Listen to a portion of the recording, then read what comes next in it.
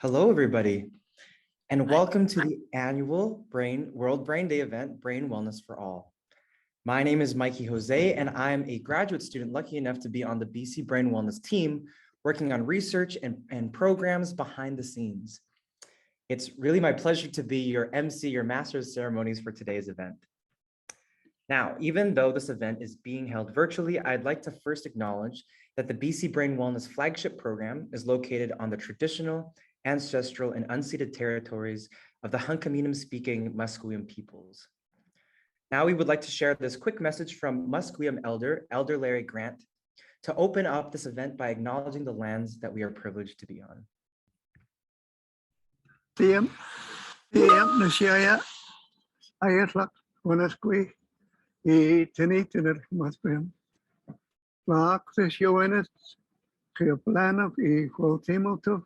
Kus hilopstuk to Kinas, Emignetten, Kushwe to the songs from of it from us. The act when a Joannes, the plan of set to something need to swallow.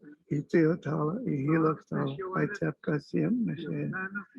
I say thank you and welcome to everyone that's here today at UBC on the traditional, ancestral, unceded lands of the Hunkaminam-speaking Musqueam people.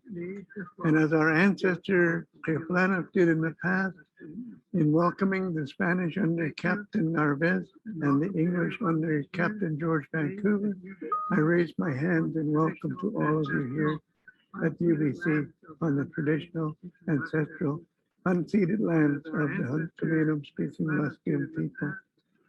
Our people have been the ones that have lived on this delta since the last ice age, approximately 10,000 years ago, always living at the mouth of the river. And as the delta was formed, we moved down and moved down, and we have lived continuously in our community of Musqueam for 4,000 years or more. So there's a little bit of history for where we are here today at UBC on the traditional unceded lands of the Hunkaminam-speaking Musqueam people. I tap Thank you. Thank you so much, Elder Larry Grant, for opening this event on an appropriate note, especially as the elder of the Musqueam peoples here. Now, I'd like to challenge all of you today, wherever you're listening to this broadcast and to this program, to really reflect on the lands that you are on today, throughout this day. And now, to start the day off on a very inspiring and incredible note, really, I'd like to introduce to you a couple of amazing individuals, Phoenix and Linda, who are on different sides of the Intergenerational Story Project. Now, the Intergenerational Story Project beautifully connected 9 student and senior pairs through storytelling for health and wellness. Online orientation sessions highlighted the health benefits of storytelling, and participants undoubtedly witnessed this power of sharing these lived experiences in promoting a sense of community and belonging. Now, working together for a month, the duos each created a physical storybook that highlighted life recollections of the senior. To conclude the project, everyone joined together and shared their experiences participating in the project at a community celebration. Now, today we are very privileged to introduce Phoenix and Linda, who were a partner for this project. Phoenix and Linda, thank you for being here with us. Great honor. Hi, Mikey. Hi, Phoenix. Hi, Linda. It was nice to really introduce and speak to you when we spoke a couple of weeks ago, but now I'm very happy to share this conversation with everybody else. So first off, I'd like to know a little bit more, and maybe we'll start with Linda as the participant. I know that you're really passionate about brain health in general, but what was really your inspiration and your motivation to practice wellness activities, and specifically the Intergenerational Story Project? Well, after I had my diagnosis with Parkinson's, I felt accused and found guilty. That doesn't make sense, but that's how I felt. And I avoided any kind of group that focused on Parkinson's. But a few years down the road, I actually got into some online things through the Parkinson's Society, which led to some other activities through the Brain Wellness. and they're very good at advertising things that you can get into. And when I saw this intergenerational storytelling ad, I thought, that's me. I love writing. I have got stories. I love intergenerational conversation. And this is a good thing. This looks like a lot of fun. Amazing. And Phoenix, I guess on the other side of this conversation, as a student, what kind of got you drawn into practicing wellness activities on the other end, but also joining the intergenerational project? So I'm a major in behavioral neuroscience, so I've always been really interested in learning about brain health and also to maybe play a small role in promoting it.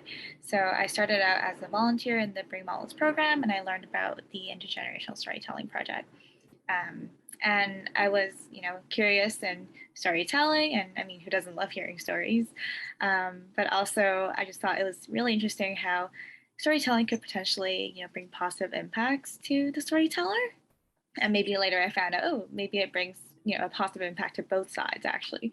But that was like, where I started out when I first joined the program. Yeah, that's amazing.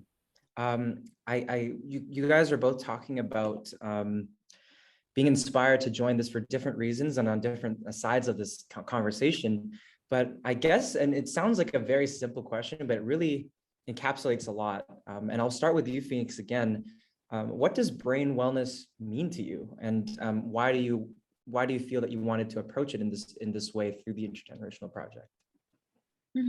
I think brain wellness would be a balance. I think a balance of different things, obviously, but off the top of my head, perhaps like some flexibility in terms of being able to adapt to your circumstances and change whatever plan you have according to them. And then on the other hand, stability in terms of having your memories intact, an action plan or goal intact. But I think ultimately these different types of balances should help you like be the person you want to be or be your authentic self. And I think in the Intergenerational Storytelling Project, I think in a way I'm really fortunate to hear about Linda's story. And I think by telling the story, we're achieving also a kind of balance in terms of, sharing your experiences. And with the interactions, I think it's achieved a really interesting chemistry, I would say, or built a really interesting connection. I think that's what's been really, really fortunate for me. Yeah, I like the thing that you kind of touched on there. As students and as students of science, we're really kind of given a scientific definition of what mental health and brain wellness is, but you really touched on the impact that it really makes and what it actually tangibly looks like in our day-to-day life, which I think is really amazing and interesting.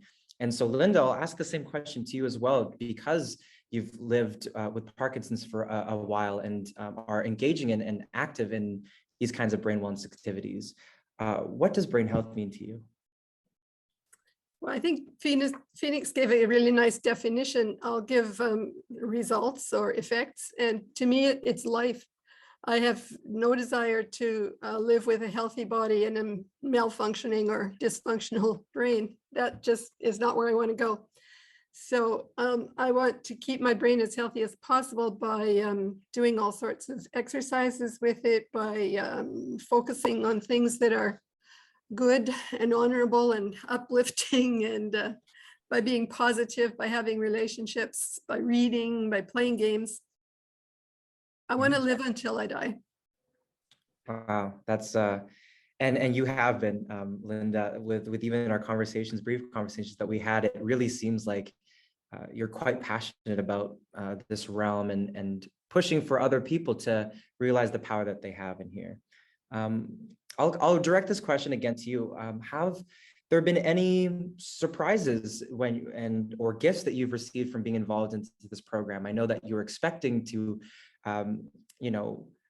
be in this program and gain something from it, but were there any things that were unexpected from perhaps meeting Phoenix or being a part of the program in general that you were surprised by? Meeting Phoenix was lovely. I didn't know who I would get for a student, and she's just a sweetie, and she's so clever. She did such a great job of the booklet that we put together. Oh, wow. She did a wonderful job of making it look pretty. A spin-off of that is that I went ahead and made another one. I had a field day with my granddaughters and took pictures and wrote stories. And that was another set of intergenerational.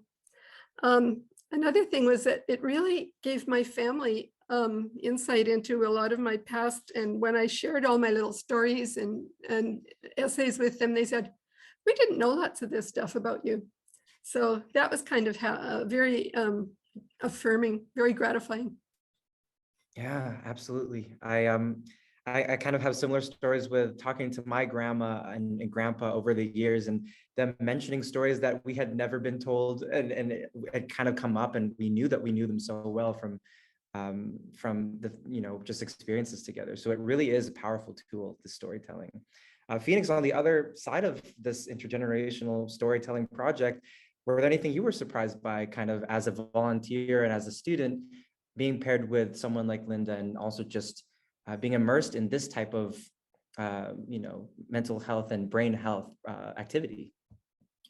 Yeah, definitely. I think what's really special about this project is that I'm not here to like listen to Linda's stories, but I also get the chance to like play an active role in supporting her to put her together, and they eventually come to form like a bigger picture. And I think it was not only like an interesting like perspective that we were able to gain from that, but also like for myself, it's really interesting to see how life choices could be made, and how you could take chances that would lead you onto different paths.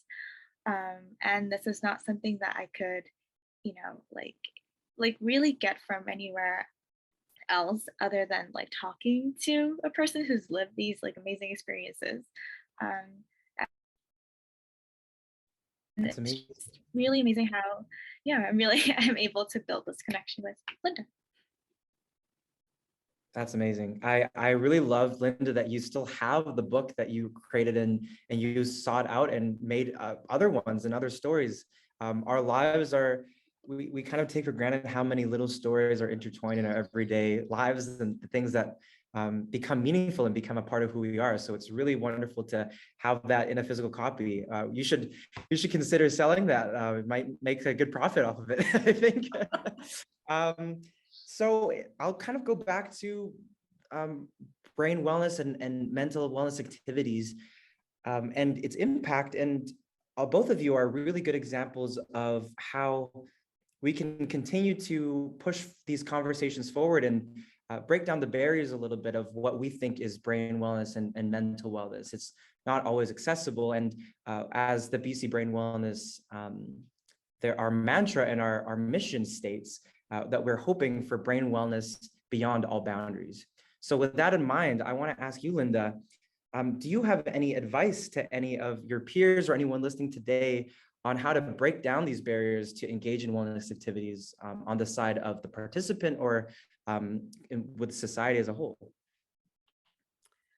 I think that even though COVID has been a terrible thing, there has been one silver lining, and that is the Zoom access. Who would have known to use Zoom before we had COVID? Not me. But that breaks down a barrier. You can just go on Zoom. If you don't like it, you can turn it off. You don't have to go to a meeting where people are going on and on about how miserable they feel. And once you're on Zoom, you can find things that appeal to you, like things that focus on writing or humor or dance or gardening or book club, and not just focus on the disease. So I think focusing on the disease is a barrier. I find it repugnant, and probably a lot of people do. Focus on the positive and you can get all kinds of good things through Zoom. Wow, I love that outlook. It's inspiring for someone like me who, after an era like the pandemic, is wanting to get away from Zoom as much as possible. But now you're kind of reminding me this power that Zoom has, that we can connect with people from across the world, from across the city, across the country, and connect with them on this level and have tangible outcomes from it. And something like this really amazing friendship between you, Linda, and Phoenix is such an amazing thing to see.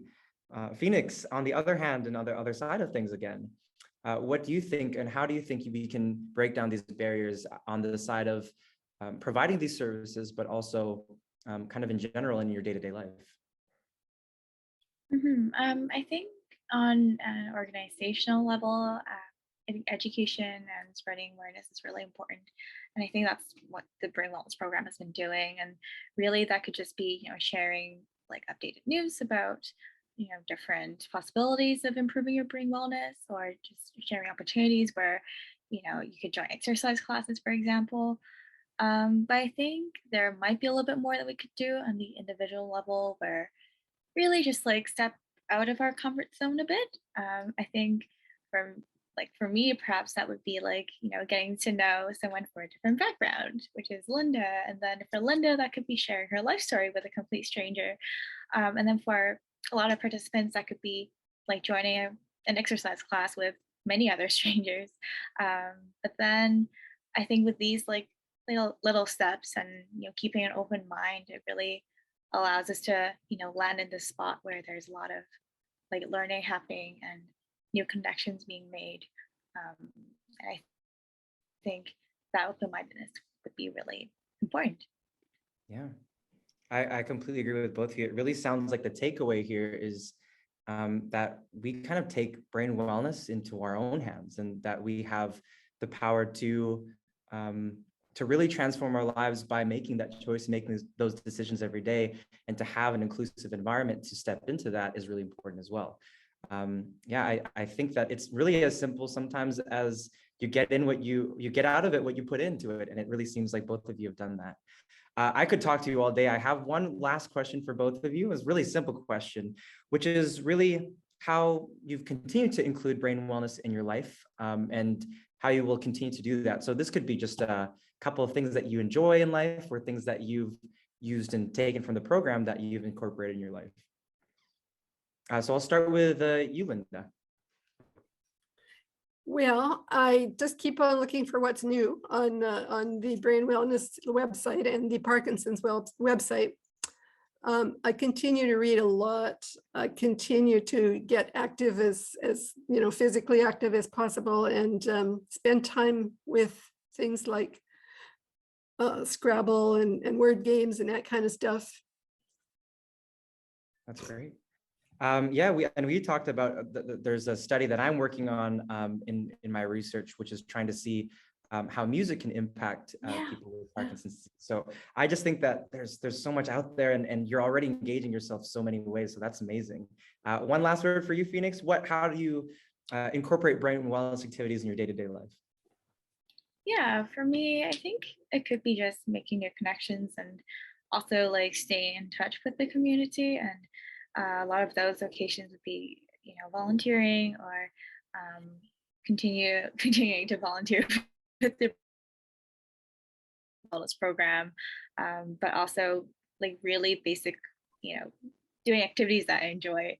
And I think there are just like really simple little steps that we could do to help maintain our brain wellness. Absolutely. Oh, thank you so much, Linda and Phoenix, for joining me today, and for joining all of us who are watching. Your stories and the way that your lives have intertwined through this project has been such a pleasure for me to learn about even these past couple of weeks. And I'm excited to see where both of your journeys go at this point. So thank you so much for joining us today. Thank you, Mikey. Thank you so much. Thank you, guys.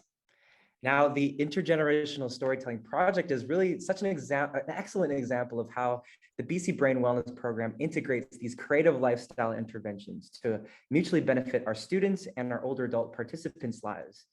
Now, if any of you are listening on this program and are interested in being a part of the Intergenerational Program and the project, I'd like you to keep your eyes peeled for its reintroduction in our fall 2022 programming lineup. So keep your eyes peeled for that and check out the website. And if you're interested, please join us.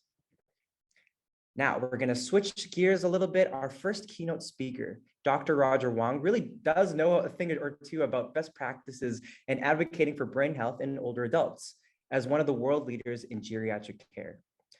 Dr. Roger Wong is a clinical professor in the Division of Geriatric Medicine in the University of British Columbia in the Department of Medicine, and is a consultant physician of the Geriatric Consultation Program at the Vancouver General Hospital.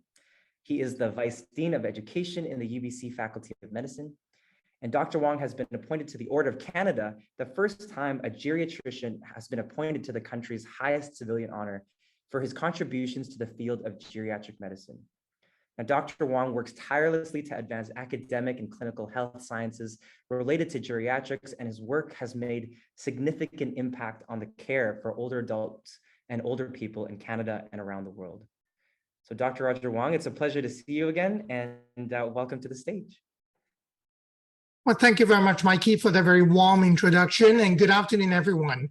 So my name is Dr. Roger Wong, and as discussed and explained, I am the Vice Dean Education and a clinical professor in geriatric medicine at the UBC Faculty of Medicine. It gives me great pleasure to be sharing with you in the next few minutes some of our understanding in terms of brain health and dementia care and what each and every one of us can do.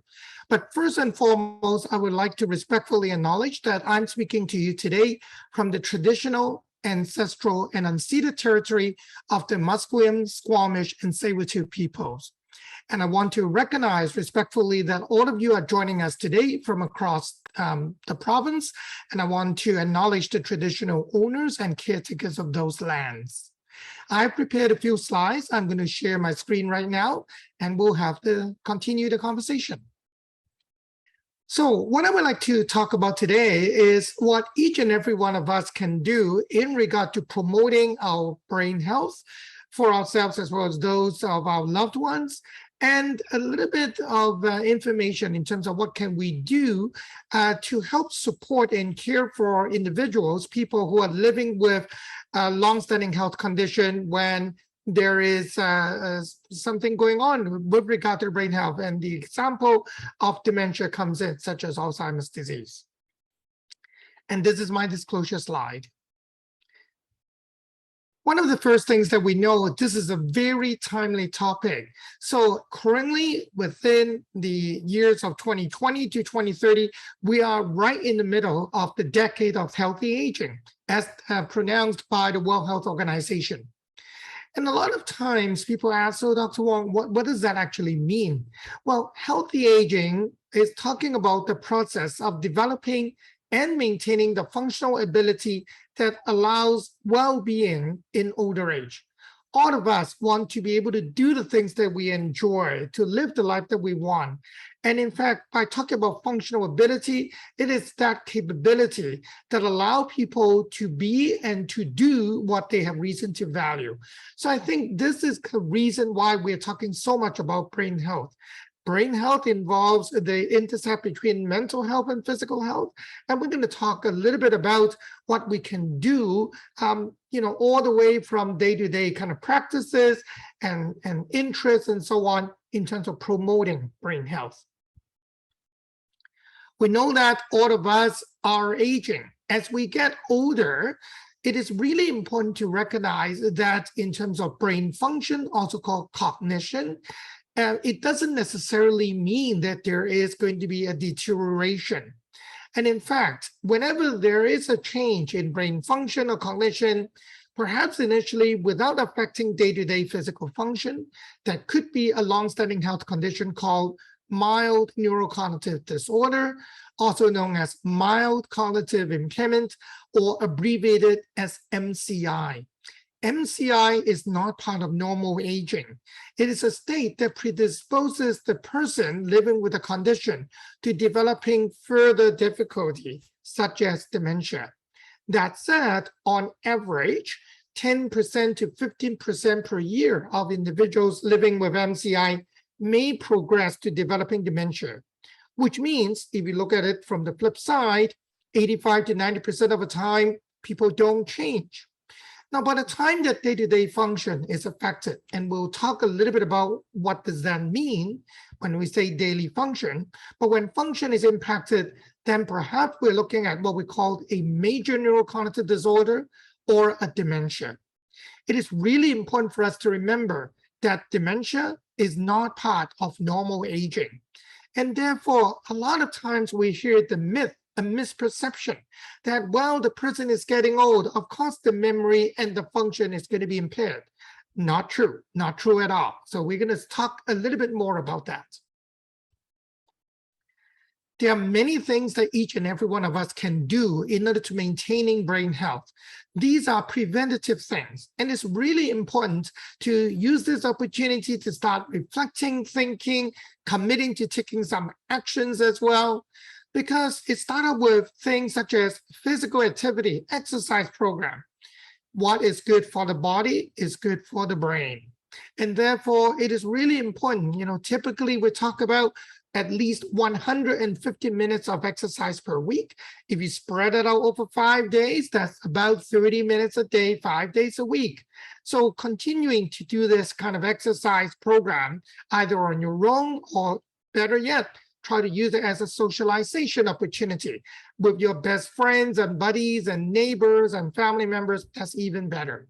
We'll come back and talk about the importance of socialization as well. For people who are living with long-standing health conditions such as high blood pressure, high cholesterol or lipid level, high sugar level, such as in diabetes, good control of these what we call risk factors that can lead to kind of undesirable events will be really important. Some individuals continue to live with a heart rhythm disturbance, a condition known as atrial fibrillation, irregular heartbeat, and that predisposes the person to developing blood clots that can lead to stroke. So therefore, appropriate treatment of the atrial fibrillation condition is really important. And for these situations, please consult with your doctor. And it is really important that because there are treatments that we have available for these kind of conditions. Oftentimes we hear about the importance of maintaining a healthy weight, reducing the amount of salt, moderation of alcohol intake, and most importantly, stopping cigarette smoking. It's never too late to stop. We know from studies in research trials that if you stop smoking, anybody who used to be a long-time cigarette smoker, once they stop smoking, it takes on average 3 years for the lung function to return to almost normal. And that's really important because it's reversible, fixable potentially. Some of you might have read stories like this. This one is actually from the TED Talk website. Talk about the fountain of youth hasn't been found, but swimming may come close. It talks about some of the potential benefits of different types of exercise, whether it is Tai Chi, whether it is swimming, anything that you do. Now, obviously, the important thing is we talk about that 150 minutes a week. We talk about continuing to practicing it. I myself, for example, I'm a swimmer. I swim 5 to 6 days a week. So it is really important for each and every one of us to pick up something of interest that we can sustain in doing so. When we talk about mild cognitive impairment, the condition known as MCI, while the person may have a change in their memory, the important thing is there's no change, no loss in the day-to-day function, which means this is not a condition that we call dementia, such as Alzheimer's disease. But if or when day-to-day function is affected, that's a different story.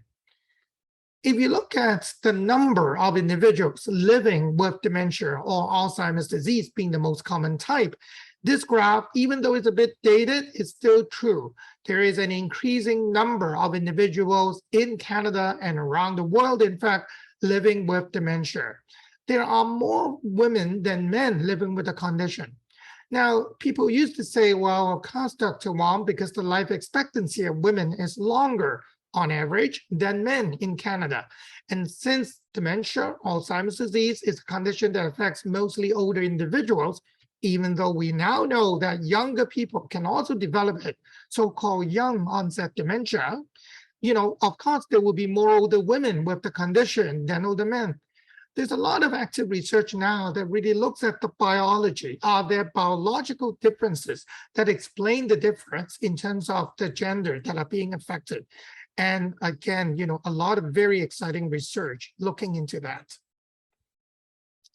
As I explained before, the most common type of dementia, the most common cause of dementia is Alzheimer's disease, degeneration of cells in the brain. We know, however, strokes is also an independent reason why people can develop dementia.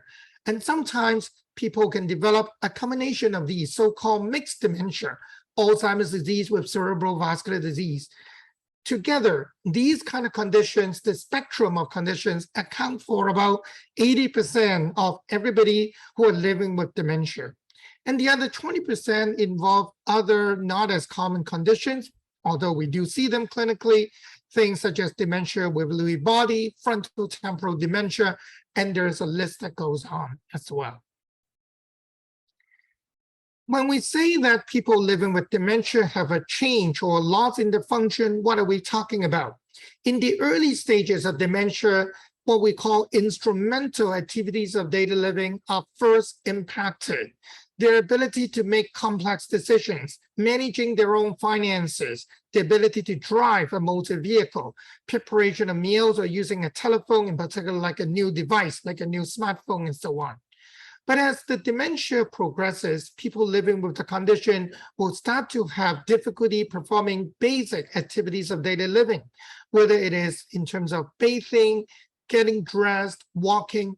By the time there is a difficulty with bowel and bladder leakiness or difficulty feeding themselves, the dementia is quite severe already.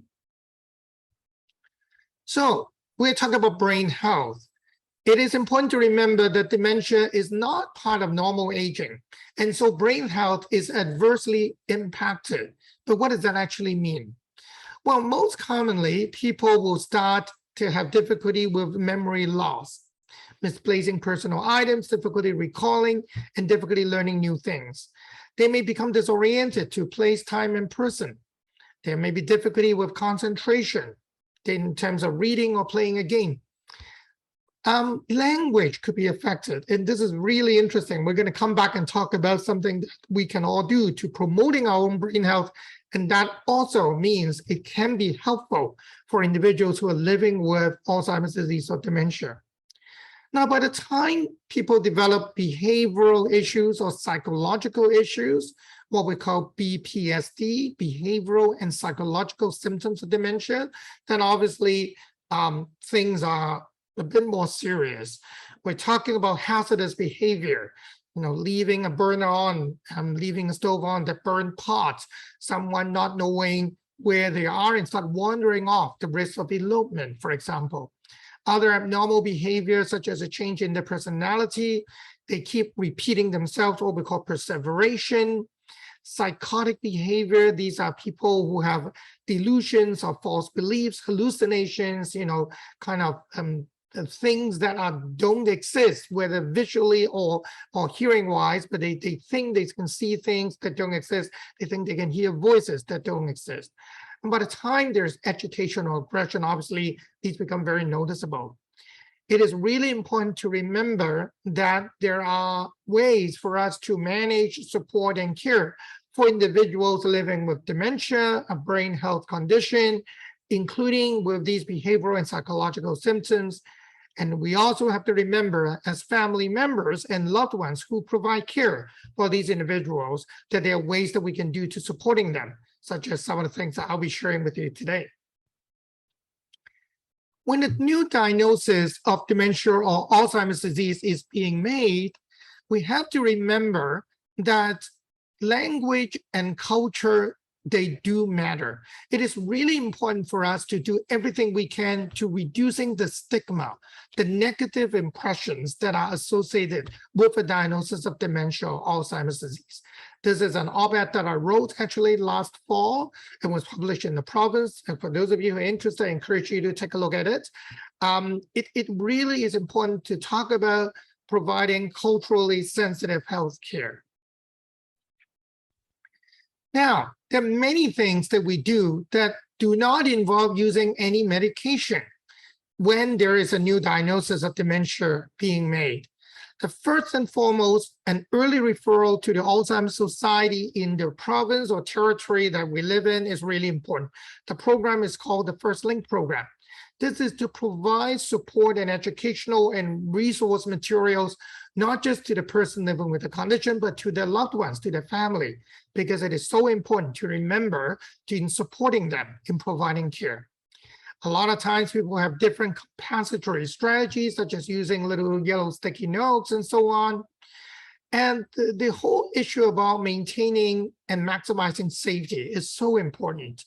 For example, for individuals who are prone to the risk of wandering or elopement, using a GPS tracking device and a mobile app that you can find them could be very life-saving as well. Whether finding support for the individuals living with the condition or for the family members, both of those are also very important as well. I want to spend a little bit more time to talk about some of the data, some of the research in terms of strategies that do not involve medication that can be used to promoting brain health, including improving the care for individuals who are living with dementia or Alzheimer's disease. You may have heard about some of these things. You know, the reminiscent therapy is the good old photo album, whether on a tablet device or an actual photo album, going through the different photos in the past and having a conversation. Who were these people? What were they doing then? And then you can jump into a conversation with the person living with a dementia, because in early to middle stage dementia individuals, they are still able to have their distant memory relatively preserved. I will talk a little bit more about the use of music therapy in terms of promoting brain health. And I know that Mikey was talking about it as our MC today, his research and work in music and brain health. So I'll spend a little bit more time in the next few minutes. And then there are some other mechanisms. The Eden alternative in long-term care home talk about changing a long-term care home into a more like home-like setting with childcare, pet therapy, and so on. Allow me to share with you some of the research that we have done in terms of looking at the impact of music therapy on the care for people living with dementia. So on the right-hand side is actually a paper, a systematic review that we have published with our team a couple of years ago now, just at the beginning of the pandemic. And in fact, on the left-hand side of the slide is a picture of me talking about how we use exercise, socialization, and music, in fact, to promoting brain health. It was during the Sound and Science seminar series. I was talking about the impact of what Johann Strauss can do in terms of promoting brain health and so on. Now, when we talk about music therapy, there's a full range of different activities. If you look at the literature, these are some of the entities. It ranges all the way from writing up a song to directed music listening to music relaxation techniques to discussion of lyrics, interestingly, all the way to actually playing an instrument, doing a recording, and so on. There's just a potpourri of different activities that the literature has referred to. What is interesting is when we look at the effect, the outcomes of each of these different interventions using music, it is interesting, and I put a little red box around the ones that I want to talk about, that music therapy overall has been shown to be helpful in terms of improving the language or verbal fluency of individuals living with dementia. And in particular, those who have behavioral and psychological symptoms, the agitation, the aggression, and so on, we know that music therapy can be helpful in reducing their overall behavioral and psychological symptoms, specifically in terms of reducing anxiety, reducing depression, and reducing agitation. That's really important to know. This is without using any medication, which means it provides music therapy potentially can provide an alternate or an adjunct in terms of the treatment and support of individuals living with dementia who present with very complex and difficult to manage behavioral and psychological symptoms of dementia. Now we're going to come back and talk about apathy. Apathy refers to the condition whereby as a result of the dementia, the person really has very poor motivation, not motivated to do anything. The classical example is sitting in a room with four walls and just staring at the walls. Now that might be a bit of a oversimplification, but it was interesting that music therapy has been shown to have some effect in terms of reducing apathy, the reduction of the lack of motivation to doing things. When you look at that particular group of studies, it was interesting that if the music therapy actually involved some active component, such as using of a musical instrument, or there's some combination thereof. Apathy, or the lack of motivation, seems to improve a bit more. And the other thing which is interesting is there was a study that really looked at apathy being reduced when there was active playing of live music, but not so much when you're running pre-recorded music. So it gives you a bit of an interesting observation in terms of having something live versus pre-recorded. Now, remember, it doesn't preclude us from using virtual means. I mean, the fact that we use Zoom or other platforms, FaceTime and so on, you can still have live events which are being Zoomed or virtually delivered. So a very interesting, any kind of active engagement might be helpful in terms of helping to reducing the lack of motivation or apathy. Interestingly, music therapy itself does not necessarily improve day-to-day function or quality of life overall, or some of the other physiological markers like stress hormones and so on. Now, not surprisingly, what I'm trying to share with you, everyone, is that music therapy can be used potentially as a very helpful adjunct, a combination and add-on to some of the other things that we do. Maybe not standalone, but maybe in combination with other things. You may say, what type of music? Well, even though most of the studies didn't really talk about the type of music they selected, and it could be based on personal choice, most common factor being familiarity, something that the person who are living with the dementia or Alzheimer's disease is very familiar with. It was interesting that when it comes to BPSD, behavioral and psychological symptoms of dementia, this while we say, yeah, music therapy in the short term can be helpful in kind of reducing and alleviating some of the agitation, the anxiety, and so on, you have to be mindful of the type of music. So if you use classical music, for those of us who are classical kind of music fans, you know, if you have something like more Baroque, that music is quite activating, and it may inadvertently increase the level of agitation in some of the people living with advanced dementia. So you just have to be aware and mindful of that. So pick the right type of music, ideally something familiar and something that is not going to backfire. Now, I will share with you that obviously we have medication therapy for people living with dementia. These are kind of the medicines we have available to date. There's a lot of active research on other kind of newer forms of therapy and so on, but you know, these ones are the standard and approved medications for use in Canada as well as in many parts of the world. I think it is really important for us to remember that care providers play a critical role in supporting people living with dementia and Alzheimer's disease.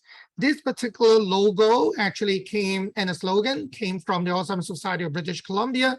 And it really touched my heart when they talk about don't change even if they do. Even if people living with dementia and Alzheimer's disease have changes that they go through, we call those of us as care providers, please don't change. Now, it is important that we have to remember, all of us, there are lots of things that we can do in order to keeping ourselves or our older loved ones at home longer. For those of you who love TED Talks, I've given a TEDx talk before that has been created into the main website of TED. I encourage you to check it out. The last time I checked, it has been translated into 5 languages with over 55,000 views. So I encourage you to take a look at that as well. And with that, I just want to say thank you so much for joining us today. I hope I was able to share with you some of the practical tips in terms of promoting brain health for all of us, but also supporting those of us around us who may be living with long-standing health conditions affecting their brain health. Thank you so much. Thank you so much, Dr. Wong, for sharing with us a really holistic picture of what brain health and brain wellness looks like, and specifically in dementia and Alzheimer's populations. I think I'm a little bit biased, you know, our connection with music and dementia and how it kind of has been used together. So I'm excited and I'm privileged to be able to use your paper as one of references for the research that I'm hoping to embark on in my own journey. But thank you so much for sharing your expertise with us today, and I hope you have a great rest of your day. All right, now we would like to transition a little bit and introduce some more special participants and people that we've been able to meet through the BC Brain Wellness Program, Sheena, Peg, and Drew. Now, they have gone through the process of this program together, with Sheena and Peg being involved as participants and Drew as Sheena's care partner. Now, both Peg and Sheena have a neurological condition called CADASIL, and they've been involved in programs at BC Brain Wellness to help improve their overall brain and physical health. So Sheena, Peg, and Drew, it is an honor to have you. Thank you so much for being here. Thank you. Now, I know that we were able to introduce each other a little bit a couple of weeks ago, but it's always a pleasure to speak with you and to learn more about your stories and how you've come to all come to this program together. So I'm going to start, I guess, with you, Sheena, and to talk about really, again, the simple, very simple question, but I think is something that is really what the theme is for today, which is, what does brain wellness mean to you? Thank you. Yeah, brain wellness. I always think about the brain as essentially the powerhouse in our bodies, with a lot of other organs that are very important, like our heart, like they're vital tools. And so when I think though about brain health, I think about keeping every single, whether it's every single neuron or nerve or heart or muscle going. And the way to feel healthy in our whole bodies is through our brain. So keeping our brain, my brain for me, really healthy feels like it's feeding and powering every single other part of my body. So that's what brain health means to me, keeping the whole system going. Absolutely. I think that's a really important point as well, is that when people think of brain health, they think of just the brain and being up here, but really our nervous system affects everything in our bodies. And it's truly such an amazing, and maybe I'm biased because I'm hoping to be a neuroscientist as well, but I think it's truly something that impacts every part of our being. And so I think it's holistically important as well. So that's great. Thank you so much. Peg, did you have any thoughts to add on what brain wellness means to you? I think with the advent of how important the brain is and how it can help us with not only physical ailments, but it can help with our moods. It can help, in one case with me, I used to have quite a few falls, and with a lot of the brain research exercise programs, I wouldn't say my balance is 100%, but I don't fall anymore, for example. So if you take this huge tool and are able to work with it, it makes your everyday life, no matter what your age, it can advance to some degree where you fit with yourself, where you fit with others, and fit with your family, and just be open about it. I love that. I love that so much. Drew, as both a care partner and as well as an individual who's been engaging and witnessing how this program has engaged, what does brain wellness mean to you? Yeah, I mean, I have to admit, I hadn't really considered as brain health as separate, right? I think often we focus on our body, or I know that I need to exercise more. And so I think it was also just with Sheena and Peg, and particularly with Sheena receiving a diagnosis at such a young age, it was a bit of an early wake-up call, just the recognition that even as somebody who's aging, that memory loss and these things are happening. So thinking about the brain, I think Sheena said it well, it's an instrument, but it's actually a really complex instrument and really vital to our overall health and body function. So yeah, it's been great to be able to participate and join Sheena and Peg in some strength and balance exercises and classes, and really enjoying the programming that's been offered through the BC Wellness program. Yeah, I think, we were talking earlier today through the first half of this program more about the creative outlets and the creative aspects of, brain health and wellness. And now we're shifting towards this conversation about physical wellness. And again, having the two being connected and really seeing this amazing impact from all of you and from other participants that we had. So I guess, Drew, as a care partner, and I'll direct this question to you first, but I would love to hear from Sheena and Peg as the participants as well. Have there been any surprises or things that have come up from this program that you really didn't think would be brought out by something that feels supplementary to your day-to-day clinical treatment or things like that? Yeah, thanks. Well, I mean, I think first off, we tend to think of diagnosis as negative. And I think at such an earlier part in our life than probably what we anticipated, it's opened up the opportunity. Like, and I do think of it as an opportunity and as a gift to be a witness and be part of this journey with Sheena and Peg. But it's opened up the opportunity to have conversations that I wasn't thinking about in my 20s and 30s. And now we have conversations, and I think we've had a lot of proactive conversations about next stages in life and what that means. And those aren't always easy, but it's definitely, again, I think in many ways we're in the early stages of things, and it's been yeah, really helpful, but that's not the right word. There's been an honor to kind of understand people's wishes and ways that people want to, both Sheena and Peg want to maintain quality of life. And again, I don't see myself as a care partner. We're all taking care of each other, I think, on this journey.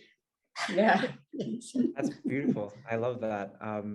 And I just think that witnessing the connection between all of you and how you've been engaging through this process and through this program has been really inspiring for me to witness as kind of an outsider, and to see that really you're all taking your wellness and your health into your own hands, which I think, again, is a theme for today. So I think that's really important to keep on reiterating for today.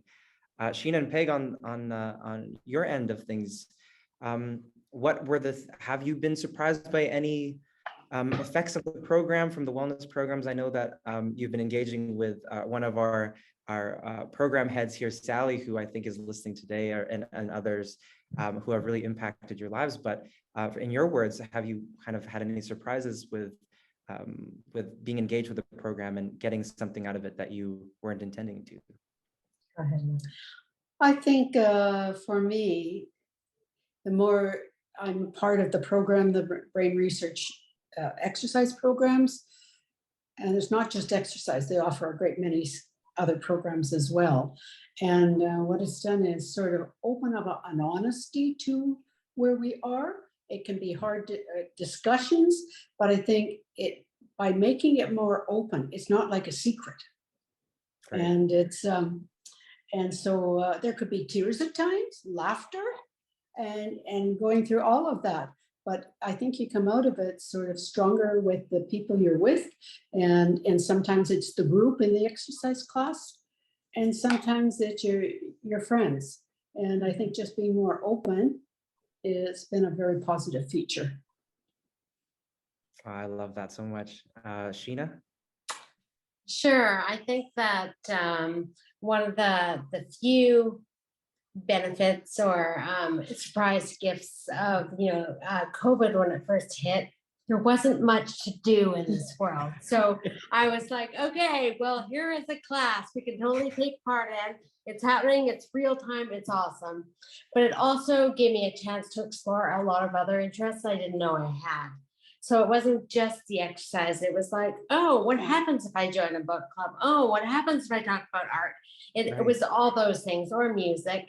And it brought together a whole creativity to this very small pocket of us who are participating that was actually really inspiring, I think, and was a real gift in finding out different ways of sharing and caring and learning about things. It was fun. It was a lot of fun. Yes.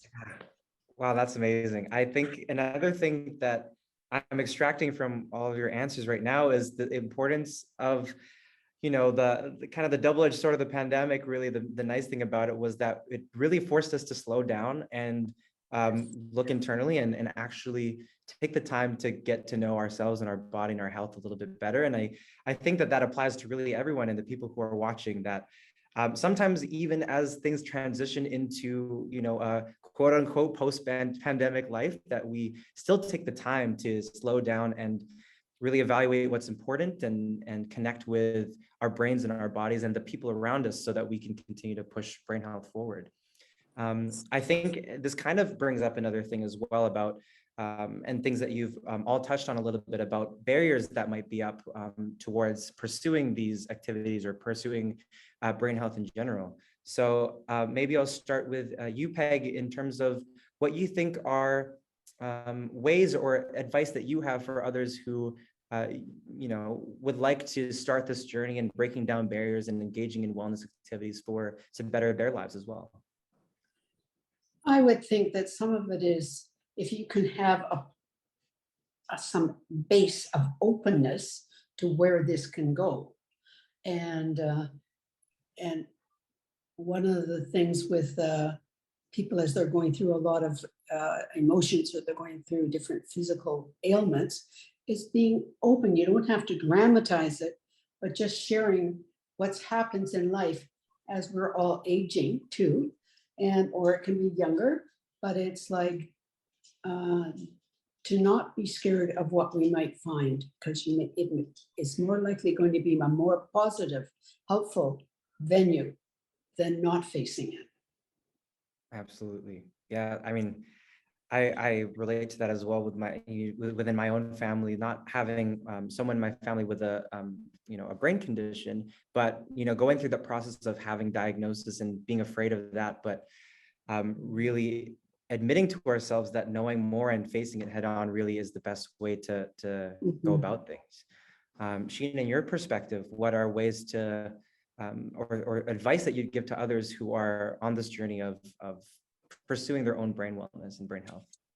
Yeah, I think that, I mean, like if that were a quick answer, we'd have sunk the diet industry and the beauty industry and all that kind of stuff. But I think that finding the right time to do the work, whether it's in the morning for some people or the evening for some people, and just doing it at that time when you can't talk yourself out of not doing it, gives you energy to do all the things you want to do. Like the neuro fatigue I used to feel all the time is almost not existent anymore, because I get so much energy now from doing what I know I should do versus have to do.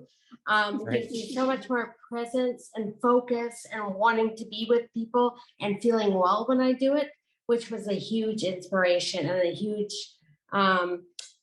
benefit to just choosing the time that worked for me and just doing it. Gave me so much more in my daily experience, for sure. Wow, the attitude shift alone, and again, taking it into your own hands makes a world of a difference. Drew, thoughts from you on how we can continue to break down the boundaries and really help have brain wellness for beyond boundaries? Yeah, well, I think there's pragmatic things around just knowing yourself and what time of day you're going to have the energy, or is it going to fit in. But I really appreciated too, Mikey, what you said around slowing down. And I think for me, Sheena received her diagnosis in the early stages of COVID. And so while the pandemic on a global scale brought so much loss to all of us, on top of that, like many people, we're dealing with other things that are still going on in our lives and are occurring in our lives. So that message of slowing down we got hammered with it. I definitely felt hammered with it. And I think a lot of our society and work culture, I hope that can be a learning for us collectively coming out of COVID, because it's too much. I think the expectations that we often put on ourselves. But the other thing as a care partner, and again, I don't feel like I'm living up to that definition of care partner yet. And yet at the same time, I know that the road, like this is a journey, and I know that I'm anticipating there'll be times when that road is very hard. So it's been wonderful. I have participated in some of in those early reach out, participated in some of the care partner series, and I really appreciate that programming is offered. I think what I learned through that is, one, I'm not alone, that it feels like there's a good network to plug in, that it's really easy, I think, to be isolated or feel alone or feel that you're kind of carrying that burden. And so to know that there's a whole community and network through the BC Wellness Program has been really great. That's been reassuring, for sure. Wow, thank you so much for sharing, all of you. I think the biggest pride that I have of being a part of the group, not even having directly interacted with all of you, but knowing the team that we have, to have created a space where you and others who are watching this don't feel like they're alone in what they're facing, I think is the biggest pride that I carry as I host and speak with you and all of our participants today. So thank you so much for being vulnerable and sharing your stories with all of us. It, I think, will make a world of a difference just to hear that all three of you have really found a way to make it work and to learn more about each other and about yourselves through this process. So Thank you so much for joining us, Peg, Sheena, and Drew. I again wish we could just speak and talk for hours, but I know that you'll have to go off and listen to the rest of this as well. So thank you so much for joining us. Thank you. Thank you. Yeah, thanks. Okay. Now I feel that it would be a little bit hypocritical for us to be starting to speaking about brain and physical health and exercise and stretching and all this if we really kept you sitting or watching this program for an extended period of time without just moving around a little bit. So now I think it would be a very perfect time before we move on in our program to take a little bit of a stretch break before we proceed with our next keynote speaker. So I'm going to be here, but I'll give a little bit of 1 or 2 minutes to just stretch your arms, stretch your limbs if you're sitting down, to move around a little bit. But other than that, we'll be back in 1 or 2 minutes. And with that, I'd like to transition into our next segment here and our closing segment here, which is we've saved not the best for last, but an amazing speaker, an amazing talk that's coming up here. So speaking of movement and speaking of holistic body and brain connections, it's now really my pleasure to introduce our keynote speaker, our next keynote speaker, who happens to be an expert in movement disorders and brain health. Now, Dr. Silke Appel-Cresswell is a movement disorder neurologist, an associate professor for medicine and neurology at the University of British Columbia. She is a founding director of the BC Brain Wellness Program and serves as the president of the Canadian Movement Disorder Group and the director of the Canadian Residence Course for Movement Disorders. She also holds the Marg Meikle Professorship for Research in Parkinson's disease. She's also my supervisor for my project, and I'm very happy to be engaging in research under her supervision and her expertise. And it is my pleasure to introduce Dr. Silke Appel-Cresswell. Oh, thanks, Mikey. Yeah, I'm really excited that we can celebrate World Brain Day together here. I'll start sharing my screen and get my slideshow going. So welcome everybody to our celebration. And I'm going to talk about promoting brain health for all with lifestyle interventions. And I'll give you an update and an outlook for the BC Brain Wellness Program. So if you're here celebrating World Brain Day today with us, you are very likely aware of the BC Brain Wellness Program and our vision, which is brain wellness beyond all boundaries. And we were rather delighted to see that this year's World Brain Day motto is brain health for all, as it happens. And here we have the official poster from the World Federation of Neurology. So that is the international organization bringing together all the national organizations and regional organizations, so the European Federation of Neurology and the American Association of Neurology, and really across the world. And when you look at the poster depicting brain health for all, I see a lot of exercise, I see healthy nutrition, I certainly see community. I see younger and older people and them together as well. And so this was extremely fitting. And the 5 key messages of World Brain Day this year are, the 5 goals are to raise awareness that brain health is indeed vital for mental, social, and physical well-being. And we've certainly heard this a few times today already. Prevention. Brain diseases, many of them are actually preventable or delayable. Advocacy is important. Global efforts and I added local action are required for optimal brain health. Education for all is key for brain health. And access. Equitable access to resources, treatment, and rehabilitation is essential for brain health. And you will see in a second when I review the activities of the BC Brain Wellness Program that this actually really aligns with what we're doing. As you probably know, all our programs are entirely donor funded, plus we've got some dedicated research grants. And we have the 3 pillars: program delivery, research, and education. We integrate traditional clinical care and lifestyle interventions. I'm a physician. I certainly am aware and very grateful for the medications we have. and the surgical options. So this is very much an integrated approach. One is not replacing the other, but rather complementing it. We are aiming to improve and sustain quality of life for our participants, and we want to build skills, amplify strength, and foster joy. We also have a dedicated research pillar, which we will get into later, and we'll have several studies starting in the fall, actually. And then there is education, and we're looking at enriching the educational experience for our students, for the medical professionals, the general public, and of course our participants. As you might remember, we launched in October 2019. It was just in the neighboring Java Moafagi Center for Brain Health, where we started with 5 in-person classes, and in this first term we had 75 people participating in person. And then just 6 months in, or not even, COVID hit, and within 2 weeks we had to take the entire program online, and that was actually quite an achievement. And during the pandemic, as we've also already heard, there was an enormous need for program delivery and education. So that is what we really focused on during the pandemic: program delivery and education. And over that time, we grew to now about over 1,900 people having participated in some aspects of the BC Brain Wellness Program. And this one pillar, education, that I'll start with here, is really crucial to making healthy choices. You can only do that if you know that these choices are actually making a difference.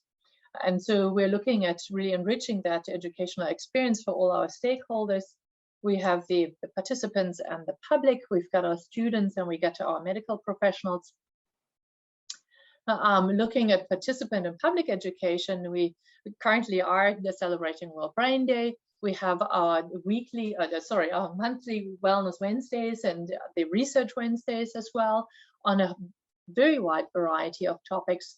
We've got research pages on the website. We have developed infographics on research papers, summarizing those research papers. And we also have a project with students, language students at UBC, translating projects and these infographics into different languages.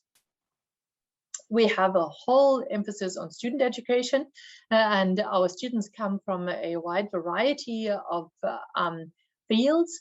We have over 50 volunteer placements across program delivery, research, and education. We have work-learn student positions, and these students have been absolutely vital in creating our World Brain Day today.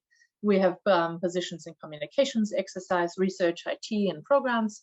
And then we've got placement opportunities, and we're working on curriculum updates. So for example, physiotherapy students are participating in patient or participant assessments, as well as program delivery. We've got students from occupational therapy, from kinesiology, and from several other fields, medical students who've done assessments. So I think we're really improving their educational experience. We have, over the last 2.5 years, delivered over 2,200 hours of free programs. We have, in any given semester, we have over 25 different classes, mostly online delivery, and then some in-person classes now recently again. Those range from exercise, dance, yoga, but also expression and creation, so arts-based programs, music, improv theater, book club, etc. We've got the Care Partner series, and then we have special projects like, for example, the Intergenerational Project that you heard about earlier. So what makes our programs so special? How are they different from something you could get at a community center, which is still a very good program, but what is it that makes it different here? So we have a wide range of classes with modifications to suit different needs across the health spectrum and across different conditions. So we're not just seeing one condition in a class, but it really is a broad mix. There is no or low cost to the participants to reduce barriers.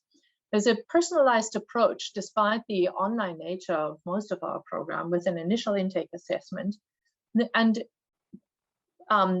also check-ins if needed further on. Classes are ongoing, so you can do this for 1 or 2 or many more years. It's not limited to a typical kind of 6-week or 12-week program and then you stop it. You know, we wouldn't think of stopping, let's say, your high blood pressure medication after 12 weeks because we now think 12 weeks is enough. But obviously you have to continue that, and it's not any different with lifestyle interventions such as exercise and nutrition, etc. Classes are open to those living with chronic brain diseases, care partners, and healthy ages. We look at both treatment and prevention. And what we really went out to do, and which I think has really proven true, is that there's a lot of community that is created within the classes, and that's a really important aspect of the program. We are, as you know, doing online programming, but we're also collaborating with regional centers, so for example, in Prince George, in Kelowna, and Victoria, and therefore are reaching participants across UBC, and both in rural and in urban and rural centers. And these rural areas often don't have a lot of services at all. So the online nature of the program is actually really crucial in order to be accessible. But having said all of this, how do we know that what we're doing is actually working? And how can we constantly improve the program? So we're using something called the learning healthcare system approach. So we've been concentrating on delivering the program. And what we're doing now is we're gathering feedback and outcome data. We analyze the data and then jointly with our participants develop the updated program, which is then again delivered again, and then the circle starts again. So with that, we hope to have an upward spiral of a constantly improving program. And in order to gather this feedback, there are different mechanisms. The one that I'm going to focus on today are the focus groups. We ask participants, or we put out a call to participate in a group, in a discussion group, to review the programs, and we had applications coming in, and from those we then put together a very diverse focus groups, one on the exercise side and one on the creation and expression side. We also have a standing committee, which is the participant advisory committee, which is absolutely crucial to what we're doing. And they're constantly they're meeting on a very regular basis and giving feedback. And we also have feedback surveys. So we have intake and follow-up assessments with participants. And then, of course, we have formal research projects as well. So back to the focus groups. What I would like to do is share what we heard in those focus groups. So this is not a scientific approach, but this is an attempt to really improve our program and to listen to what our participants have to say. And I will give you an overview of the themes that have emerged, and those themes actually very much resonate with what we hear throughout the program informally as well. So although a focus group might be a bit biased because it's more likely that people sign up who have a positive experience, the feedback we are getting seems to be very much in line with what we're hearing otherwise as well, and which is also reflected, I think, in our high participation numbers. So one of the themes that we heard was that there are very clear physical and mental health benefits of continued exercise. A lot of these changes happened over a longer period of time. And I think that is really, really crucial, because that is not something that is offered in our healthcare system. A rehab program is always limited. Now, and so here are some quotes from our participants, all of which we are allowed to share. So one is, I've gone from 0 to hero with this exercise program. I've been inspired to pick up my Nordic walking poles. I joined the Surrey trekking group. I've become so motivated. My mental and emotional outlook has improved. Or another participant reports, in 2020, I was overweight, sedentary, lonely. The program saved my life, my mental health. I'm 60 pounds lighter from when I started. My mental health has improved, and I'm thrilled to be on Zoom, where I don't need to worry about what I look like. And another one, excellent caliber classes. Instructors are so good making you feel part of a class. You get feedback and you feel like you're a part of something. The reason I'm not in a wheelchair is because I'm doing these classes. have had a major impact in terms of my mobility. And then there was a lot of feedback, and I think this has really come through our session today as well, on the positive benefits on mental health, on creating hope, on motivation. So a few of the quotes here. During lockdown, I was so depressed and I didn't feel like doing anything. But then my friend introduced me to this program, and now I feel more energetic and don't have arthritis anymore. I feel so great. Another one says, the program is something I can hold on to in dark times. And this particular participant had some significant health setbacks. It sustains me and made me hopeful. It is stabilizing emotionally and motivating. And another participant says, I had a brain injury, stroke. I struggled for 5 years on my own. I was having a lot of problems with anger, mood regulation, and pain in my body. My physio gave me info for this program. It is a lifesaver because I've lost 25 pounds. I very much appreciate the community because I was very lonely during COVID. My mood is so different now, and it has to be from the exercise. It's a life-saving program, that's all I can say. And then a care partner saying, I was not coping with my husband's diagnosis, and so the doctor recommended the program, and it has saved my life. There was also the theme of providing structure, particularly during the pandemic, where there wasn't so much going on. And so somebody said the program added structure to our life that we did not have before. You look forward to these things. Or time for me, like having an appointment with myself. I like that. I take a note of that one. Or the BC Brain Wellness Program provides us with a structure to join together, whether in crisis or in good times. And I think that is really crucial because of the group that has formed. People expect you to show up, and they often will follow up if somebody is missing. So you're really, you're creating a community there. And that came through over and over again. One says, I participated, my husband saw it and joined as well. It is contagious. Or the instructors are so supportive. And there's true community accountability between participants. In other words, you show up. Another one said, receiving a diagnosis may make us feel separated from our social groups, and we begin a journey of feeling alone. The program has really allowed me to have a lived experience of community. And then shifting our focus off ourselves when knowing that other people are also dealing with their own personal difficulties. We can provide kindness and support to others with their own challenges. And I think that is a particular strength of not focusing on just one brain condition, where you might see, particularly if it's a progressive condition, you might see somebody with your own condition who is much more advanced, and then you get very worried. But rather, the programs are run by ability and by what your function is, regardless of what the underlying brain condition is. And so I think it sometimes makes it easier to actually emphasize with other people without it being too close to your own heart. And then, of course, as an online delivery, this is absolutely key to our program. And there was a lot of praise for our instructors, how dedicated, encouraging, and excellent they are. And then there was some very, I think, useful feedback by Penny Williams, who said the following about the online delivery. What I think is exceptional is the cluster of protocols you have developed for offering these classes safely and effectively online. The individual Zoom assessments with a qualified interviewer for each applicant prior to being allowed to take part, and guidance which classes to take and how to adapt to them to individual needs. The further in-person interview, as in my case, when circumstances seem to warrant. The class protocols of identifying ourselves on screen. Use of monitors always to watch participants. So we have many volunteers in the program as well to do exactly that.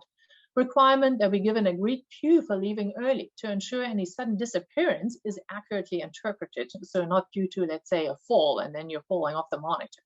So that was very much what we intended to do, and I appreciate the feedback.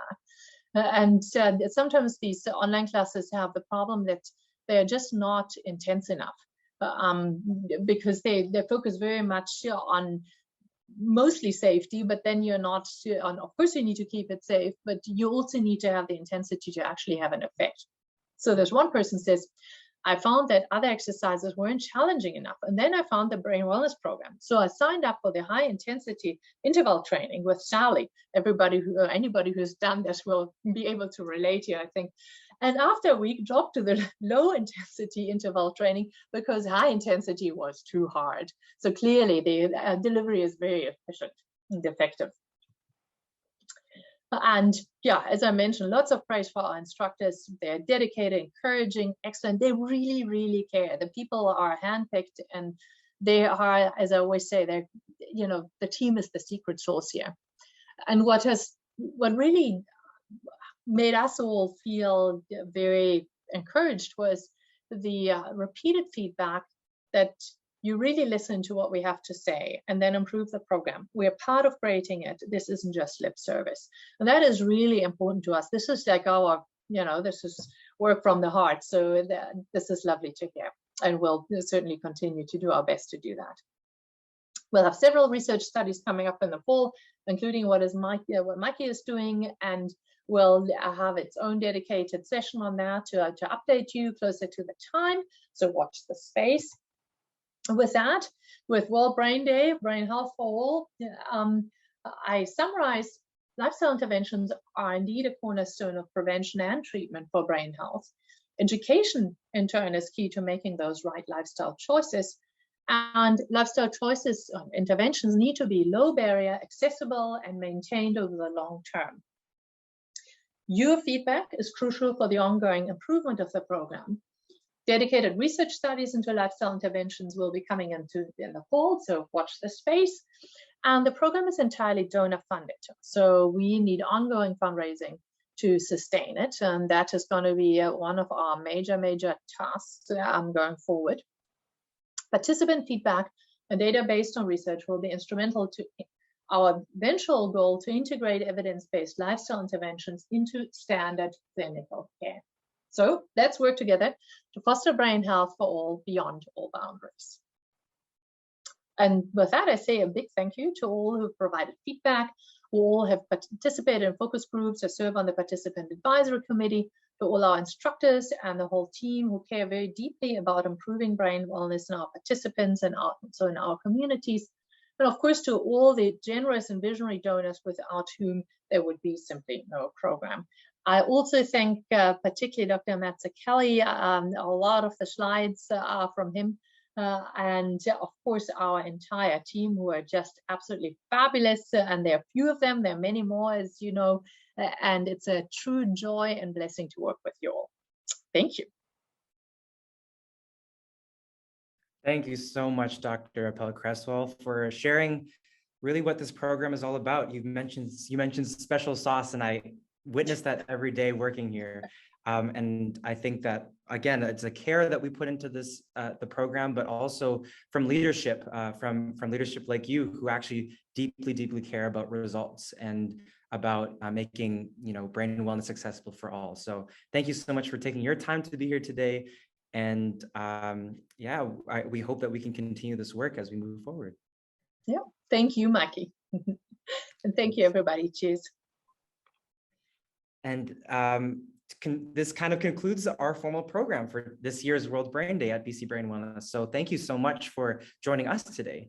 And we hope that today's virtual festivities really helped answer some of your questions, maybe prompt new questions, and most importantly, emphasize how important it is to, again, proactively find these ways to improve your brain health for yourself and for your loved ones around you.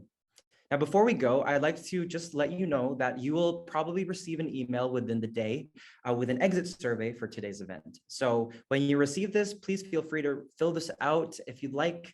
This is really extremely helpful for us and helps us to keep putting on programs just like this one for you. Now we have many people to thank for allowing today's event to happen. For, of course, Dr. Roger Wong and Dr. Silke Appel-Cresswell again for their beautiful keynote talks and really encapsulating their expertise and distilling it in a way that all of us can take from and understand. We thank you, huge thank you to Linda, Phoenix, Sheena, Peg, and Drew our participants, as well as a part of the BC Brain Wellness family now, who have shared your stories and were intimate enough to let us know how the programs have helped them and impacted their lives. A really big shout out to the World Brain Day team: Alexis, Alex, Darius, Elaine, Amanda, Aubrey, Cheyenne, Jen, Susie, Sally, Matthew, and the entire BC Brain Wellness team at large for all of your tireless effort in making something like this possible. Now, finally, and last but not least, we would at BC Brain Wellness really thank you all for attending today's session. We'll be here continuing to help you on your journey, whatever that looks like for you. And together that we can hopefully strive to improve brain health for all, beyond all boundaries. Thank you so much for joining us for World Brain Day 2022, and we hope to see you at our programs or next year. Thank you, everyone.